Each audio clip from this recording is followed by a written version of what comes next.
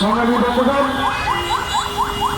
আমার প্রিয় সহযোগিতা বন্ধুগণ, তারই সাথে শব্দযন্ত্রের মাধ্যমে আশেপাশে থেকে যারা শুনছেন তাদের উদ্দেশ্যে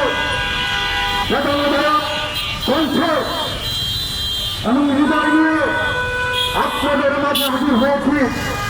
তাদেরকে শুভেচ্ছা জ্ঞাপন করতে পারছি না। সংগ্রামী বন্ধুগণ,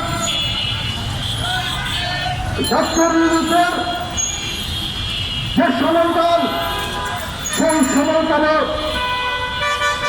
আমার সন্তান তাকে হায়ার টিকা দেওয়ার জন্য হাসপাতালে যায়। সরকারি হাসপাতাল যখন আমি আমার সন্তানকে নিয়ে যাই, তখন আমি সন্তান সে বলে যায় তাদের কাছে পর্যাপ্ত পরিমাণে হায়ার টিকা নেই। যখন আসছে তখন আপনাদেরকে ফোন করে আপনাকে জানানো হবে।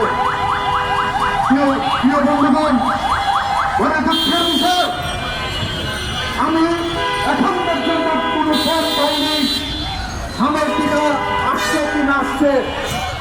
কিন্তু যখন মহামারী ধারণ হয়ে গেছে, তখন আমরা হাসপাতালে গিয়ে বলি আমার সন্তানের হামের টিকা এখনো হয়নি, হামের টিকা দিতে হবে। তখন তারা বলছে আমাদের খাতে পর্যাপ্ত পরিমাণে টাকা নেই, পরের হামের টিকা নেই, পরের সপ্তাহে আসেন। এ হচ্ছে বাংলাদেশের চিত্র।